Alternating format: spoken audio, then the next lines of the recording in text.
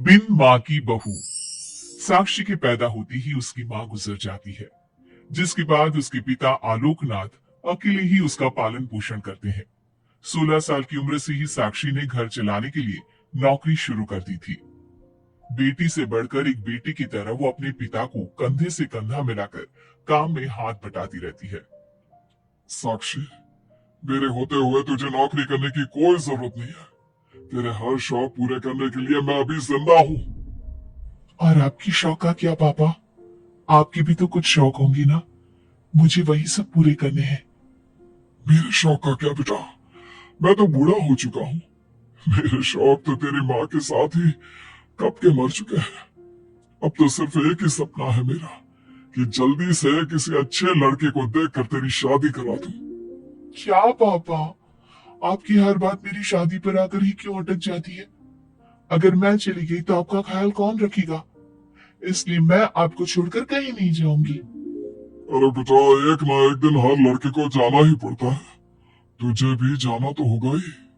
अपने पिता की बातों से निराश होकर साक्षी अपने रूम में चली जाती है। पिता से दूर होने के ख्याल से ही वो फूट फूट कर रोने लगती है। कुछ दिनों के बाद, आलोकनाथ जी, हमारी नजर में एक लड़का है। उसके पास बंगला, कार, सब कुछ है। सुना है करोड़पति लोग है वो। आप कहे तो आपकी बेटी के लिए बात करूं? अरे लेकिन हमारे इतने बड़े परिवार में अपनी बेटी ब्याहने की हैसियत नहीं है। उन सब की चिंता मत कीजिए। उन लोगों को दहेज वगैरह कुछ नहीं चाहिए। वो लोग तो सिर्फ अपने परिवार के लिए गुणी और संस्कारों से परिपूर्ण बहू चाहते हैं। अगर ऐसी बात है तो आप उन लोगों से मेरी बेटी के बारे में बात कीजिए। मेरी बेटी में वो सभी गुण हैं जो वो अपने परिवार की बहू के लिए चाहते हैं। इस तरह वो साक्षी का रिश्ता लेकर अर्जुन नाम की लड़की के परिवार के पास जाता है। साक्षी की फोटो देखकर लड़के वाले उसे झट से पसंद कर लेते हैं, जिसके बाद अर्जुन के परिवार वाले साक्षी को देखने उसके घर पहुंचते हैं। आलोकनाथ जी, हमें तो आपकी लड़की फोटो में ही पसंद आ गई, और फिर भाई साहब ने आपकी लड़की की तारीफ भी बहुत की है। अब तो बस आप हमें उससे मिलवा ही दीजिए। साक्षी बिटिया, बाहर आना तो। साक्षी। अपने पिता की आवाज सुनकर साक्षी तुरंत बाहर आ जाती है और एक एक करके सभी के पैर छूती है। आलोकनाथ जी, आपकी बेटी तो सच में बहुत गुणवान और संस्कारी लगती है। बिटिया, क्या क्या शौक है तुम्हारे? पापा, और अपनी जरूरतें पूरी करने के अलावा मेरे और कोई शौक नहीं है। आपने अपनी लड़की को सच में बहुत अच्छे संस्कार दिए हैं भाई साहब। इसे अपने घर की बहू बनाना तो हमारे लिए सौभाग्य की बात होगी। इस तरह सबकी राजी खुशी से अर्जुन और साक्षी की शादी भी हो जाती है। साक्षी की सास उसे एक माँ का भरपूर प्यार देती है और कभी उसे मायके की कमी महसूस नहीं होने देती। साक्षी बेटा, तू आराम कर। सुबह से घर के काम पर लगी है, थक गई होगी अब बिटिया। नहीं माँ, मैं ठीक हूँ, आप चिंता मत कीजिए। मैंने कहा ना, अपने रूम में जाकर आराम कर। अरे काम की टेंशन मत ले। अपनी सास की जिद के आगे हार मानकर साक्षी अपने रूम में चली जाती है। थोड़ी देर बाद उसका पति भी वहां पहुंच जाता है। साक्षी, तुमने मेरी रेड कलर की फाइल देखी क्या? जी नहीं, मैंने तो आपकी कोई फाइल नहीं देखी। साक्षी, तुमसे मेरी एक फाइल तक नहीं संभाली जाती। 1000 बार बोला है तुमसे कि मेरे सामान को हाथ मत लगाया करो। मेरी सुनते कहाँ हो तुम? माँ ने बहुत सर पर चढ़ा रखा है तुम्हें। अर्जुन की इतना कहते ही साक्षी रोने लगती है। साक्षी के रोने की आवाज सुनकर उसकी सास वहां पर आ जाती है। साक्षी बेटा, क्यों रो रही है? इस नालायक ने कुछ किया है क्या? साक्षी अपनी सास मीना को सारी बात बताती है। क्यों? गधे, अपनी फाइल का खुद तो ध्यान रखता नहीं और बहू को ताने देता है। बाप तो रहने ही दो, आपको हर समय अपनी बहू ही सही लगती है। सही लगती नहीं, सही है मेरी बहू। मां, समझाइए ना इन्हें, ये हर समय मुझ पर गुस्सा करते रहते हैं। खबरदार अर्जुन, जो आज के बाद तूने मेरी बहू के साथ ऐसा बर्ताव किया तो मुझसे बुरा कोई नहीं होगा। अपनी माँ की डांट सुनकर अर्जुन वहां से चला जाता है।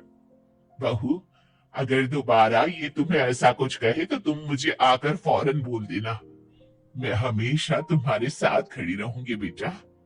माँ, आप सच में बहुत अच्छी हो।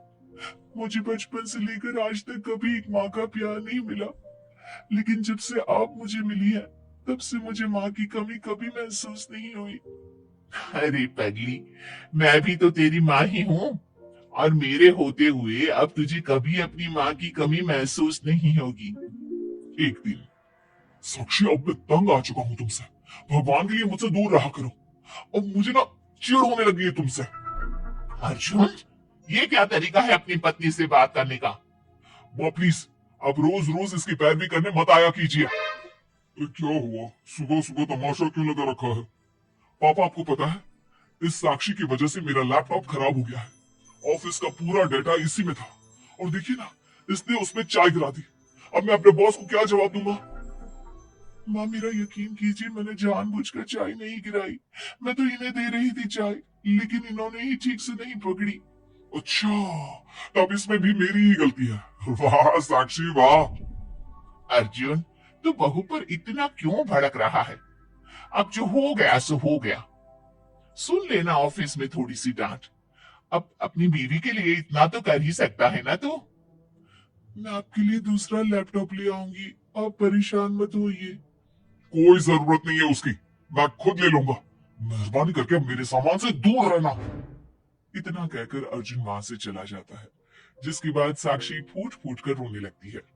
चुप हो जा बेटा, उसकी बातों का बुरा मत माना कर। अरे वो तो पागल है। मीना के इतना कहते ही साक्षी उसे कसकर गले लगा लेती है। माँ, आप नहीं होती तो मेरा क्या होता? मैं बहुत भाग्यशाली हूँ जो भगवान ने मुझे सास के रूप में मेरी माँ लौटा दी है।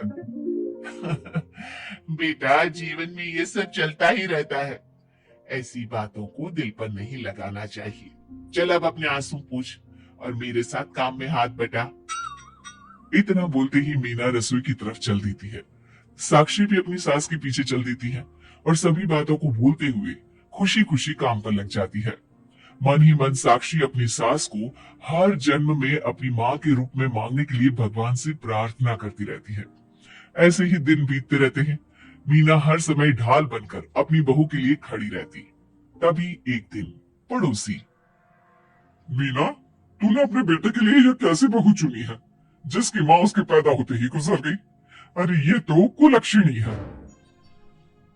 ऐसों के घर का तो पानी भी नहीं पीना चाहिए, और तूने उस घर से लड़की चुन ली। ये सब फालतू बातें हैं, ऐसा कुछ नहीं होता। मीना, तूने उस बिन माँ की बहू को बहुत सर पर चढ़ा कर रखा है। अभी भी वक्त है, संभाल ले उसे। कहीं ऐसा ना हो कि तेरे हाथों से फिसल जाए तेरी बहू। ये तुम लोग क्या बोल रही हो? मेरी बहू बाकी बहू जैसी नहीं है, वो तो कोहिनूर से भी कीमती है मेरे लिए। हमारा काम था तुझे समझाना, बहू को कभी भी बेटे से बढ़कर प्यार नहीं देना चाहिए, वरना उन्हें बिगड़ते देर नहीं लगती। और यहाँ तो तेरी बहू बिन माँ के पली बड़ी है, न जाने उसके बाप ने कैसे संस्कार दिए होंगे उसे। चुप करो तुम लोग, मैं अच्छे से समझती हूँ तुम लोग मुझे मेरी बहू के खिलाफ भड़काना चाहते हो। देख मीना, हम तेरी सहेलियां हैं, तुझे भड़काकर हमें कुछ नहीं मिलने वाला, लेकिन बहू को इतना सर पर चढ़ाना ठीक नहीं। हमारा काम तो सिर्फ तुझे आगाह करने का था, बाकी मानना न मानना तेरी मर्जी। चल मीना, अब हम लोग चलते हैं, तू अपना ध्यान रखियो। इतना बोलकर सभी लोग वहां से चले जाते हैं, जिसके बाद मीना घंटों तक सोच में डूब जाती है और अपनी बहू के प्रति इतनी सारी बातें सुनकर कहीं ना कहीं उसके मन में भी साक्षी के लिए हीन भावना जन्म लेती है। तभी वहां पर साक्षी भी आ जाती है। माँ जी, ये लीजिए चाय। रख दे और जा। क्या हुआ माँ जी, आप कुछ उखड़ी उखड़ी सी लग रही हैं। कहा ना जा यहाँ से, एक बार में तुझे सुनाई नहीं देता क्या? अपनी सास का बदला सा व्यवहार देख साक्षी तुरंत वहां से चली जाती है। अगले दिन, बहू, आ बहू, कहाँ चली गई? साक्षी! जी माँ जी। ये क्या, घर इतना गंदा कैसे हो रखा है?